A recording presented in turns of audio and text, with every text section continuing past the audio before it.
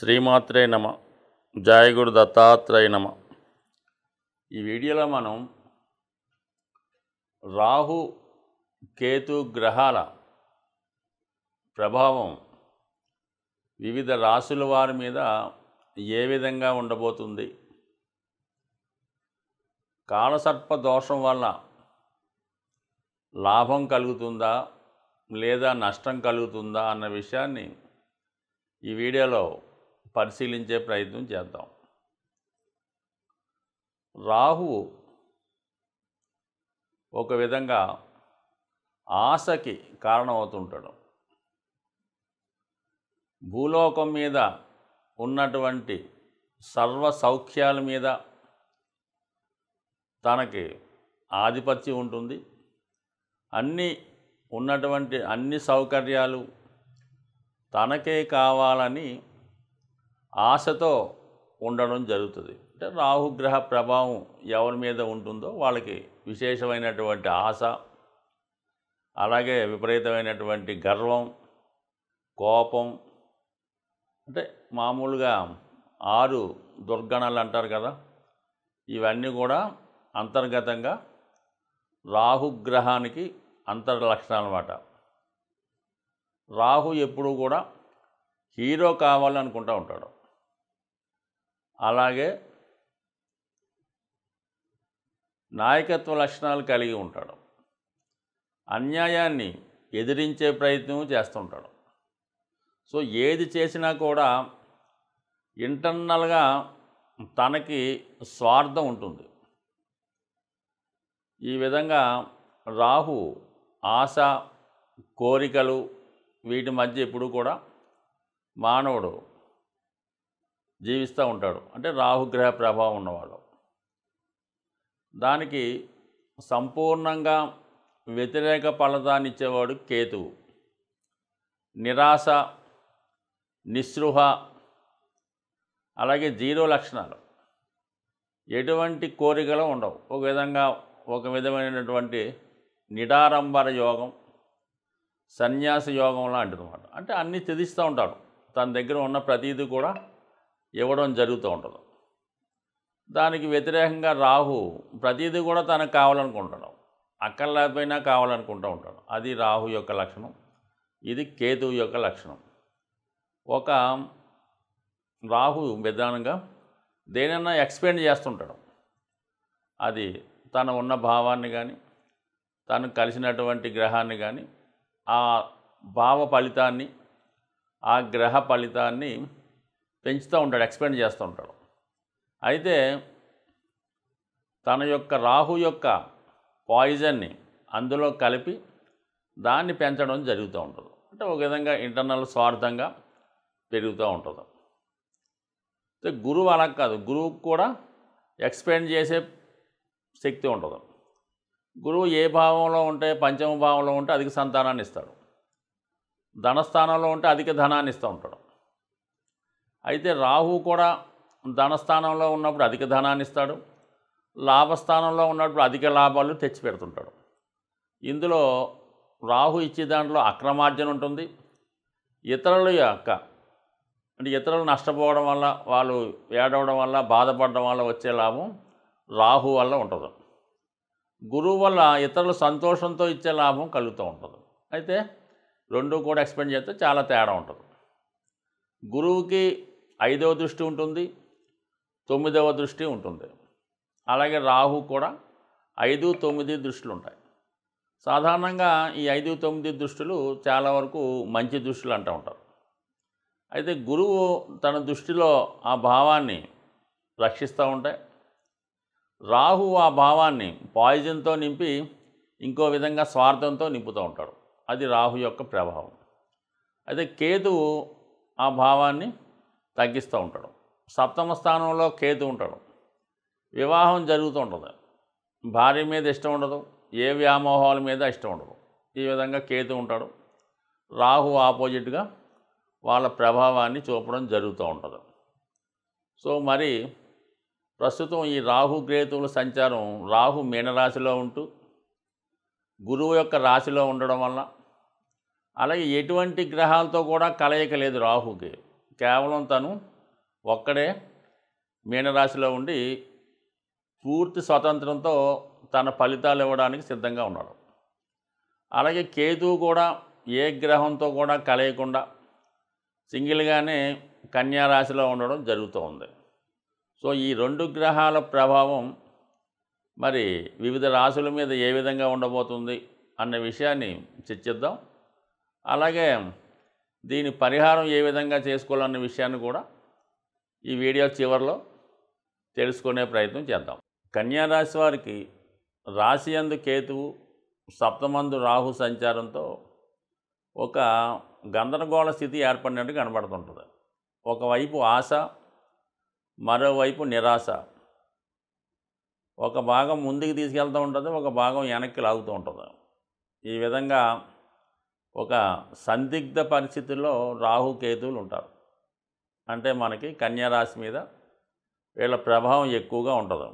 సప్తమంలో రాహుగ్రహ ప్రభావం వల్ల మీ యొక్క పార్ట్నర్సు లేదా మీ జీవిత భాగస్వామి మీ మీద ఆధిపత్యం వహించే ప్రయత్నం చేస్తూ ఉంటారు. ఏ విషయంలోనూ కూడా మీకు ఏమీ తెలియదని, వాళ్ళు మాత్రమే చాలా తెలివైన వాళ్ళమని మిమ్మల్ని తక్కువ అంచనా వేస్తూ ఉంటారు.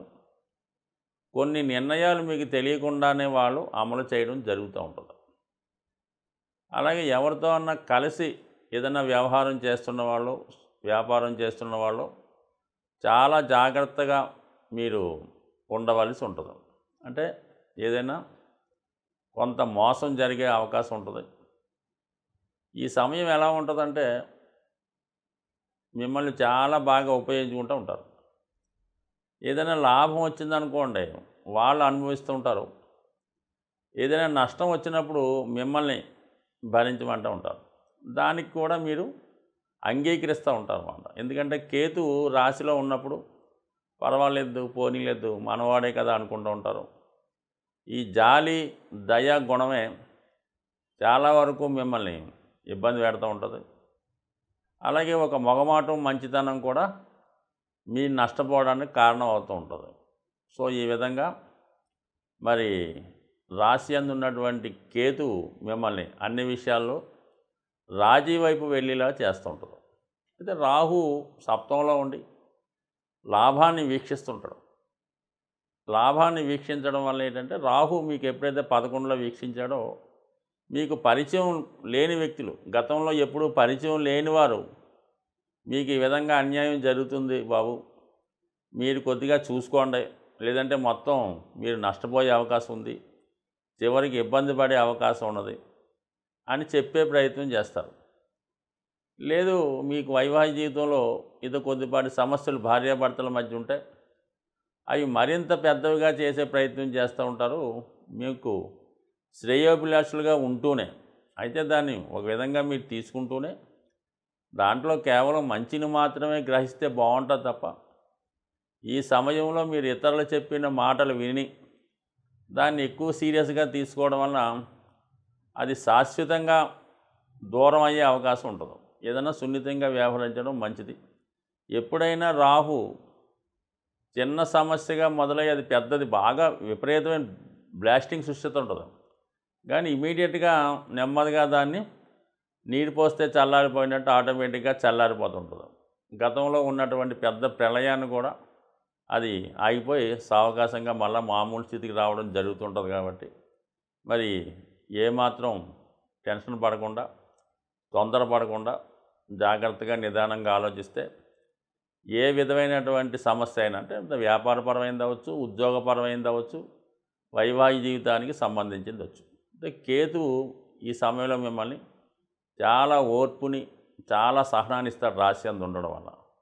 ప్రతిదీ కూడా 1-2 సార్లు ఆలోచించి మాత్రమే నిర్ణయం తీసుకోవాలి తప్ప ఏమాత్రం తొందరపడకుండా మంచిది. ఈ టైంలో ఎక్కువగా దైవ చింతన మీద ఎక్కువగా ఇంట్రెస్ట్ పెట్టడం, అలాగే మీకు కూడా ఒక మంచి ఆధ్యాత్మిక గురువు లభిస్తాడు.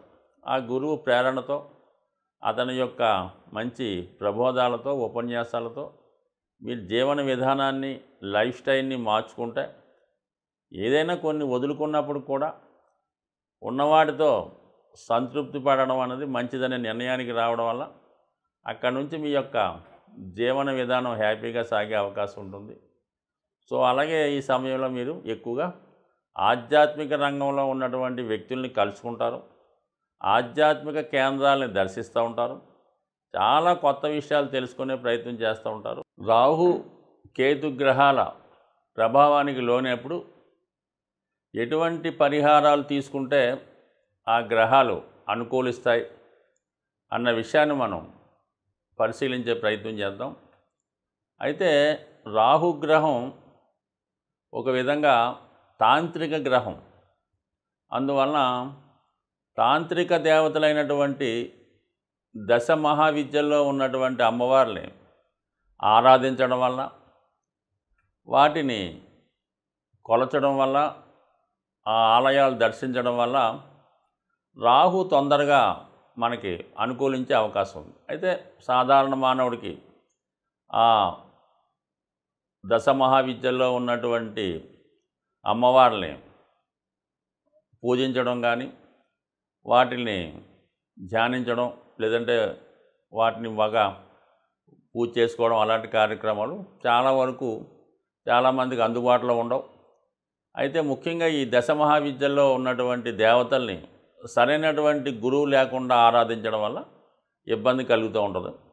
అయితే ఏంటంటే అటువంటి దేవాలయాలు ఉన్నప్పుడు, దగ్గరలో ఉన్నప్పుడు, లేదనుకోండి దక్షిణ కాళి, మహాకాళి, కనకదుర్గ ఇలాగా శక్తి స్వరూపాలతో ఉన్నటువంటి దేవతలు, ఇది సింహం మీద అలాగే పులి మీద ఉన్నటువంటివి, శూలం ధరించి ఉన్నటువంటి దేవతలు, వీళ్ళని మీరు ఆరాధించడం వల్ల ఊరికే ఏమి ఎక్కువ చేయక్కర్లేదు.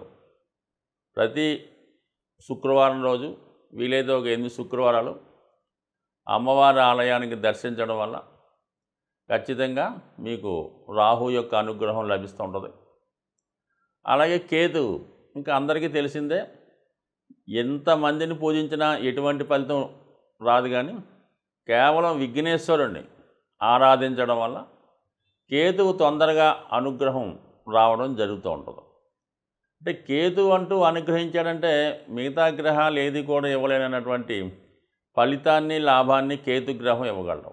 కావాలని విఘ్నేశ్వరుణ్ణి, ముఖ్యంగా సంకటహర చతుర్థి, అలాగే వినాయకుడిని గరికతో అర్చించడం, లేదంటే గణపతి హోమం, లేదంటే వినాయకుడి టెంపుల్లో ఉండ్రాళ్ళు ప్రసాదంగా పెట్టి పంచిపెట్టడం, ఎప్పుడూ కూడా ఇలాంటి సింపుల్ రెమెడీస్తో మరి రాహు కేతువుల యొక్క అనుగ్రహానికి పాత్రలవడం మంచిది. ఒక విధంగా రాహు అనుగ్రహిస్తే ఎవ్వరూ ఇవ్వలేనటువంటి అఖండ ఐశ్వర్యాన్ని రాహుగ్రహం ఇవ్వడం జరుగుతుంది. అలాగే కేతువు ఆధ్యాత్మిక రంగంలో అత్యున్నతమైన వ్యక్తులుగా తీర్చిదిద్దే ప్రయత్నం కేతు గ్రహం వల్ల రావడం జరుగుతూ ఉంటుంది. ఒక ఆధ్యాత్మిక రంగంలో అభివృద్ధి చెందాలన్నా, శాశ్వత కీర్తి పొందాలన్నా కేతుగ్రహాన్ని ఫాలో అవ్వాలి. అలాగే మెటీరియలిస్టిక్ వరల్డ్లో అపర కుబేర్లుగా మారాలంటే రాహుగ్రహాన్ని ఫాలో అవ్వాలి. సో ఏదైనా నిజాయితీగా, న్యాయంగా వెళ్ళినప్పుడు ఖచ్చితంగా ఏ గ్రహం అయినా అనుగ్రహించే అవకాశం ఉంటుంది. స్వస్తి.